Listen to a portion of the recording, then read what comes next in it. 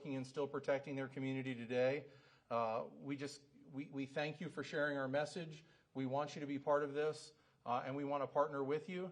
But we absolutely have a mission, and our mission is to take care of the families of the fallen, the injured, and again, our firefighters that are still serving the community. With that, it saddens me to announce that Battalion Chief Frank Harwood, 42 years old, has been a member of our department for 17 years, passed away in the line of duty yesterday. Chief Harwood is married, has 2 children. He is also a former Army National Guard combat engineer, so he's a veteran as well. Chief Harwood was a leader in our organization. He did an amazing job. He was a shift commander. He was well respected by his shift. This loss is felt by so many, including all of the members of his shift that worked and saw the incident yesterday. So we're going to ask, and President Zabel is going to speak a little more directly about Chief Harwood, but we would ask that you would keep him in your thoughts and your prayers as we continue this important mission that we serve every day. That said, shortly after today's press conference, working with the International Association of Firefighters, we will have pictures of the fallen available in one graphic. It is important to note that we are operating as one incident. Although 2 departments, we are working hand in hand through this, and I could not appreciate that more. And with that, I'm going to turn it over to Chief Greif. All right, I'm going to echo some things that Chief Way said, but yesterday was one of the most absolute darkest days that either one of these organizations has ever faced. As the community has already seen, this unimaginable act of violence took place at a wildland fire incident on Canfield Mountain. At this time, we're not able to discuss certain details as this remains an active investigation. So we'll do our best for the questions and answers following this press conference. Out of respect for our fallen brothers and their families, again, I'm going to ask that we limit comments to confirm facts at this time. This afternoon, we're here to share the names of our brothers that lost their lives and the one that's been critically injured yesterday. From the Coeur d'Alene Fire Department, Battalion Chief John Morrison sustained fatal gunshot wounds yesterday and died in the line of duty. John Morrison began his career with the Coeur d'Alene Fire Department back in 1996. He's the battalion chief of Blue Shift, and he's held the ranks of firefighter, engineer, captain, battalion chief, and he's also a longtime paramedic for our department. He has served the city of Coeur d'Alene in this community for over 28 and a half years. Also injured in yesterday's incident was engineer Dave Tysdal, who sustained gunshot wounds as well, and he is currently in critical condition at Kootenai Health. Dave is surrounded by his family, and he's had 2 successful surgeries as of noon today. I do have a brief statement that Mrs. Tysdal wrote that I'd like to read. We thank everyone for their love and support. Dave is surrounded by his family, and he is able to open his eyes, and the 2 surgeries have gone well. Like I said, he is in ICU at Kootenai Health, and our focus and support is going to be with the Tysdal family at this point. As Chief Way stated, we would ask that the media please respect the privacy of the families and direct your inquiries to the fire departments if possible. Our focus today and in the coming days will be providing support to the Tysdal family as well as both families that lost loved ones yesterday. At the same time, both of our departments are going to be focusing and providing mental health resources for our personnel and families that are going to be greatly impacted by this tragic event for months and years to come. As Chris Way said, we're grateful to law enforcement partners for their swift response and their continued efforts for their investigation. And we would like to thank the numerous regional agencies that have provided resources and support over the past 24 hours. The community support has been nothing short of amazing, and all agencies involved will be needing every bit of that moving forward as we have a long road ahead of us. With that, I would like to turn the podium over to Union President Gabe Eckert with Local 710.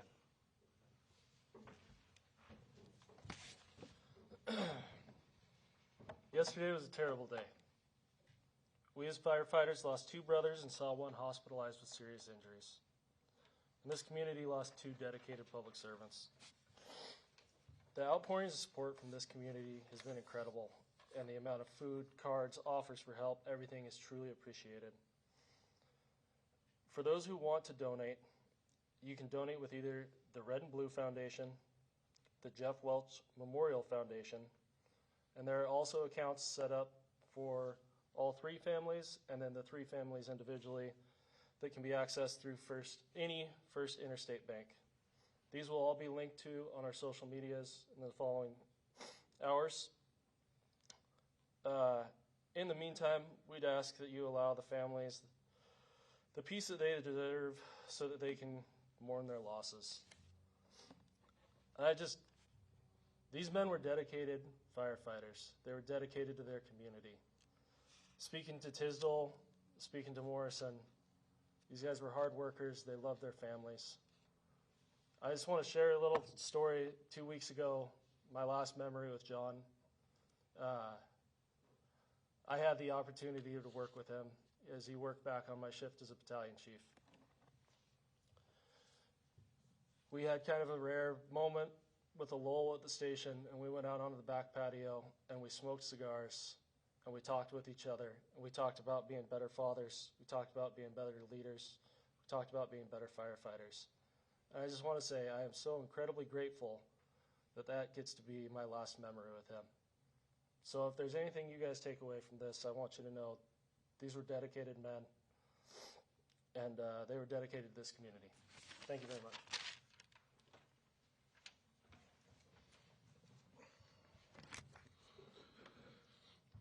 I'm Justin Zabel, President, Local 2856, Kootenai County Firefighters.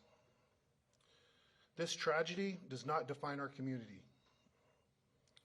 What's often overlooked in times like these is the overwhelming love and support we receive from the people we serve. It's that love for this community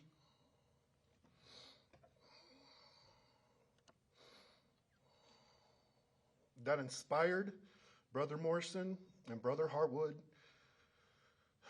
to answer the call in service to their families, their union brothers and sisters, and the place they called home. They made the ultimate sacrifice in that service. The men and women of Local 710 and Local 2856 will continue to answer that call because it's who we are. And it's how we honor the memory of our brothers who gave their lives doing the job they loved in service to others. Thank you.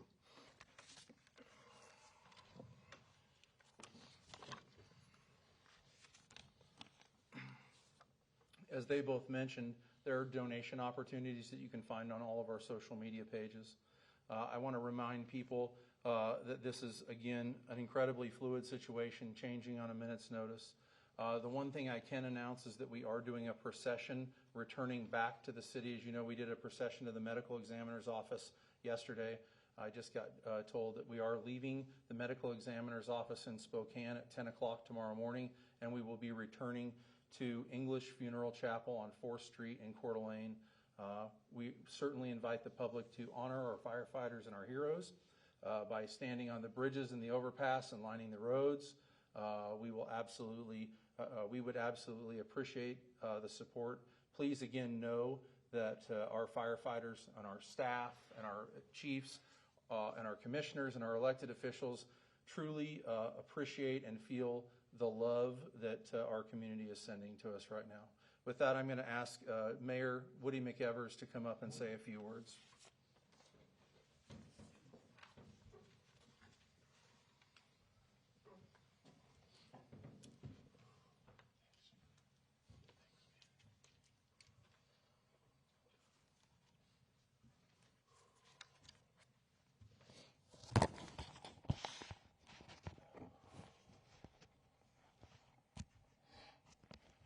On behalf of myself, the City Council, the employees of the City of Coeur d'Alene, and all the members of our community, I want to begin by offering my deepest sympathy to the families of those tragically killed and injured yesterday in the line of duty. What they are going through is incredibly hard and heart-wrenching. And I want them to know that we're thinking of them. I also pledge that we'll stand with them in the coming days and weeks and months to offer all the respect and support and comfort and the love that they need. I want to thank all law enforcement, fire, and emergency personnel from many, many agencies throughout the region and the federal government who work so hard and heroically to deal with an event that was so unprecedented in our community. We still are in shock and are struggling to understand why someone would target unarmed, selfless public servants. Law enforcement is continuing to investigate what happened and why. But for now, let's focus on remembering those we lost and the families left behind. Firefighters have a special place in my heart. They do what they do out of love for the job and their community. It's a difficult and dangerous job, but the danger is encountered every day is not something they would ever thought they would have to face. Face it, they did, with courage and honor. I'm proud of them. I honor them. In closing, I'm so grateful to see how everyone has rallied around the families and colleagues of these firefighters. We live in a very special community of very special people. I know we'll never forget January 29th and the ultimate sacrifice made by our dear husbands, friends, and fathers. They will always shine brightly in our memory. Thank you. Thank you, Mayor. At this time, we're going to open this up to some questions. We do have a couple of statements before we get started with the questions. So we can confirm, we just know that these are going to be two things that are absolutely things that we want to confirm or dispel. There was pre-incident contact with the suspect by our firefighters upon their arrival, but it was minimal contact, and there was certainly no criminal or suspected activity as a result of that. The other piece I want to dispel is that the families were notified via social media. That is absolutely false. Both families of the fallen firefighters as well as the injured firefighter were notified by department personnel and have indeed been have had a 24-hour watch with fire department personnel with the families ever since the incident took place. So having those questions come up earlier, we figured we would just take care of that now. So happy to answer a question. Chief, you just sort of answered part of my question. I'm wondering if you have any more details about that minimal preliminary contact. And then if not, the sheriff has indicated that the gunman at least expressed an interest in the past of maybe being a firefighter at one point. So wondering if he ever came across either of your departments, introduced himself. What I can, I think the pre-incident contact is still being investigated. That was something new to us today. Again, we're not going to get into what the sheriff or the state police are investigating from a criminal aspect. And I can tell you from the Kootenai County Fire and Rescue standpoint, we had never had contact with the suspect. He had never applied for a position here or tested for a position here. We are looking into some facts surrounding that question, but I cannot verify any of it at this point. Next question. Yes, ma'am.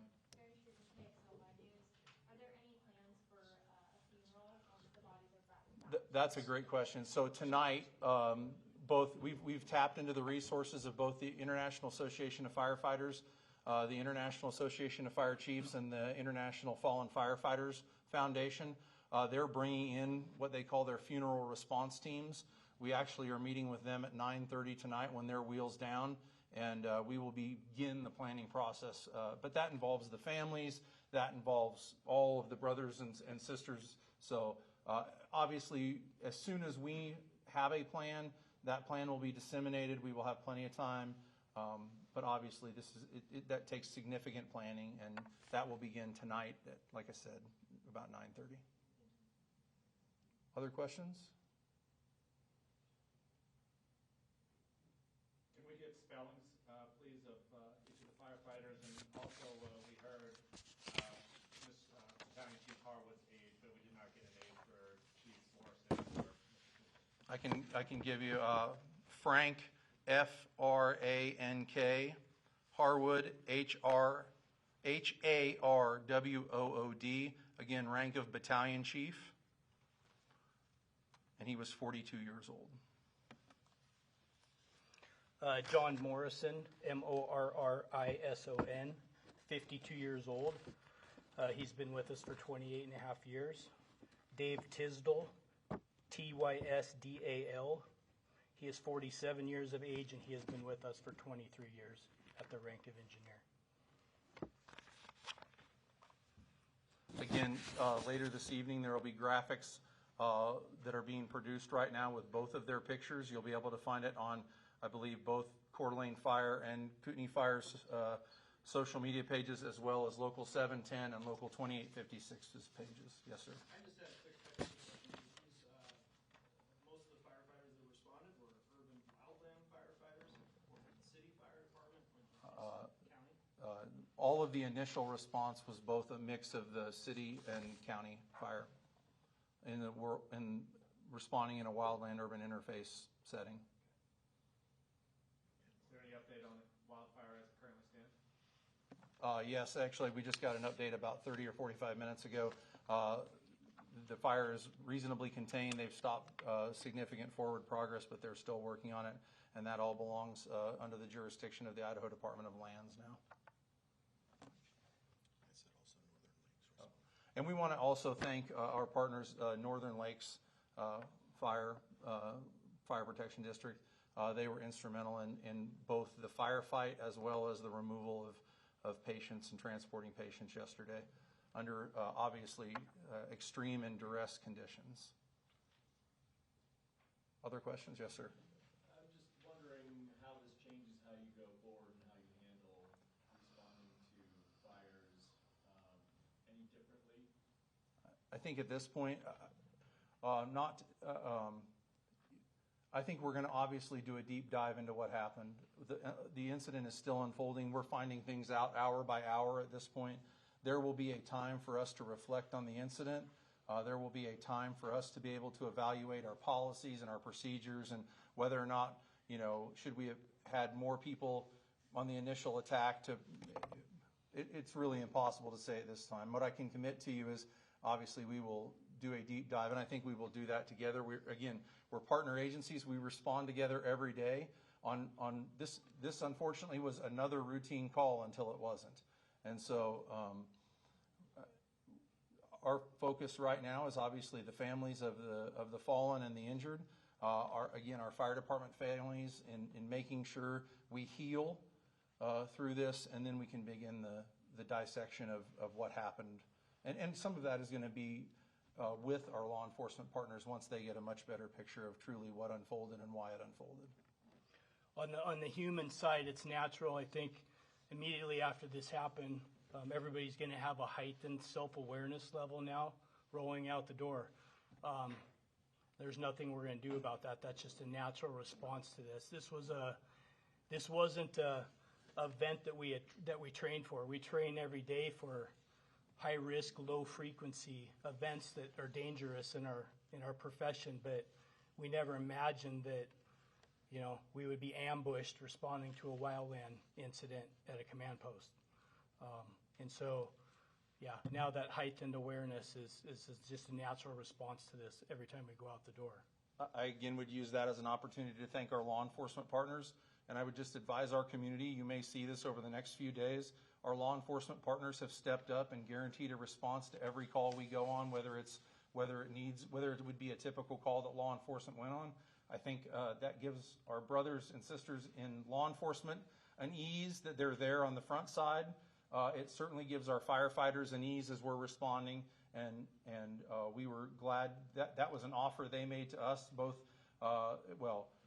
Coeur d'Alene City Police Department, Kootenai County Sheriff's Department, Post Falls Police Department, and ISP have all stepped up and said, we will absolutely go to every call you go on. So that, again, as Chief Grife said, that certain peace of mind, I don't know that we're ever going to be able to guarantee people's peace of mind, at least for a while after an incident like this, but we are taking every measure we can to ensure safety of our responders. Other questions? Yes, sir. The sheriff alluded in his press conference to the fact that there may still be evidence at the fire scene. Does that affect how you're fighting the fire? We're working in coordination. I know. So I want to be clear again. We handed the fire off to IDL yesterday when they arrived, and obviously the other incident unfolded. So neither of our agencies is involved at this point. I know that the State Fire Marshal's office is working with the detectives to work through the scene and be able to put the fire out as well as process evidence as they come across it. Chief mentioned you'd never be prepared for something like this, but in listening to the national broadcast today and talking to different experts, this is unheard of, it seems like.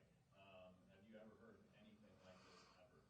Yeah, there have been a couple of cases of this, but certainly it's, as Chief Grife said, it's low frequency, high acuity. It's, and again, I want to be clear, we've been asked this a lot today is, well, do you train for active shooters? And we absolutely do. We have equipment but this wasn't an active shooter call. The initial response was to a wildland urban interface brush fire on the side of a mountain. And so, again, we went in, we saw smoke showing. We went in like we do all the time and attacked the fire. And then, unfortunately, we got attacked. And as the sheriff said very well last night, the way they were attacked and ambushed, they never had a chance. Other questions? If not, we certainly appreciate everybody being here today. We appreciate, again, we want to thank our community for their amazing level of support. We want to thank our elected officials, so many of whom are here today, supporting us in this piece of things, but also just as they've been here since minute one yesterday. We feel like we have incredible support. I again want to thank our brothers and sisters at Coeur d'Alene Fire as well as the other agencies, but I feel like we're walking hand in hand with this together, and that's really important, and you as the community should know you're well protected and you're well taken care of. So thank you again for being here today. Appreciate it.